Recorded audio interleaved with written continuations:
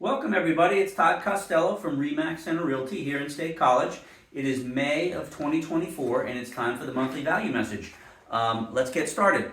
This month, a couple of things, just a quick recap of the year-to-date closed transactions in our area. I want to give a brief history of some of the experience that I bring to the table from my clients, and then a mention for this month's Quick Link, which is the Pennsylvania State Park website. So jumping right in, so far what we have here at the top, year-to-date closed residential transactions. Those are for the 4 school districts that I track: State College, Bellefonte, Bald Eagle, and Penns Valley. So these are residential sales as reported by the Center County Association of Realtors Multiple Listing Service. So from January 1st, today is May 6th when I pulled this data. So from January 6th through May 6th of 2024, we had 327 closed residential transactions, and that's up. That's up about 37 from 2023. We had 290. If we look back a couple of years, obviously the market had more activity in 21 and 22, but I like to see that we're heading upward again. I did take a little deeper dive on this change, and what I noticed is most of the additional units closed this year so far are in the Bellefonte School District. Bellefonte is up 27 closed units year to date, so that's pretty significant. There are a number of new housing developments out by the airport that had a lot to do with that. They're having strong sales out there. So we're up a little bit, and the market is fine. Interest rates again hovering around 7%. But the buyers seem to be getting used to that, so I think we're going to be okay this year, and so far so good.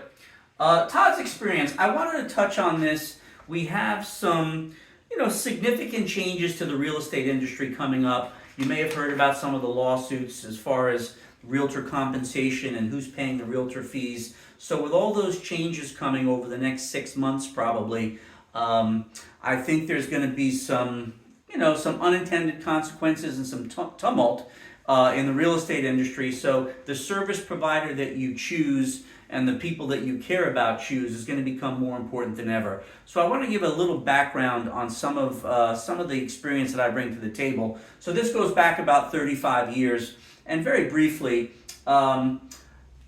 years ago, for 2 years, 8 hours a day, 5 days a week, 52 weeks a year for 2 years, I was a purchasing agent. I worked for a retail service company in New England. They had 50 locations, and I was their primary purchasing agent. All the supplies, goods, and services that company needed to operate and take care of their customers.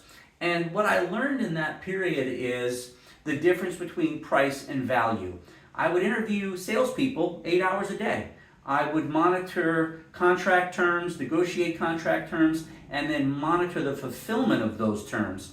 And you learn the difference between price and value when you select a service provider based on price and they don't deliver in time or in the quality that you're expecting.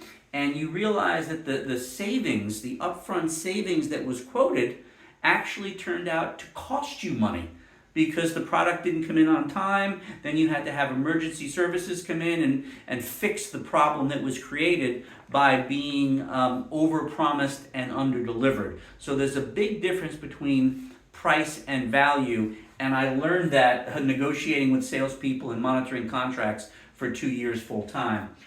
From that position, I became the Director of Sales and Marketing for North America for a global distribution company located in Waltham, Massachusetts. And I did that for 4 years. And what I did there was product development and product placement. And what I learned, when you are offering a good or a service, you're entering a marketplace. Other people are offering similar goods and services. So you have to break down each of your products that you offer, in this case, real estate services, and in your case, your house is a product. And I need to go to the market segment for your home. We have the overall market conditions and demand rate and interest rates, but your home is a product. So there has to be a very deep analysis for your home's product type in the market segment that you're going to be entering, and that's what helps me price it correctly and get the demand for your home that we want. So The other part of sales and marketing is defining the segment that you're entering, and then what market conditions are you entering. Is the product demand, is the demand for your product high? Is it low? In our market, hey, what's the average days on market? What's the demand rate? So you have to determine the market conditions and the demand that you're entering to determine whether you want to undersell or oversell. There are two different types of techniques depending on the market conditions that you're entering, and underselling and overselling are the two primary options and techniques that you want to use, and your agent needs to understand the market that you're entering. So just a brief: purchasing agent, director of sales and marketing, and then obviously the last 29 years doing full-time residential sales. So I took the skills that I learned in these two positions and then learned the market intimately over the last 29 years to benefit my clients. And for most of you that have been clients for years, you know that I underpromise and overdeliver. That is always my goal. I want to set reasonable expectations, and I want your goals to be met on time and on budget. So just a brief history of some of the experience I bring to the table. And then finally this month, look, we're coming into the beautiful time of year. I love the fresh air. I love the great outdoors. So I just put a link to the PA State Park website. There's a lot of state parks here in Center County and in the adjacent counties. So take a look, take a day trip, plan an overnight. Some of these have some modern cabins, and enjoy your summer. That's this month's message, and I will catch you next month.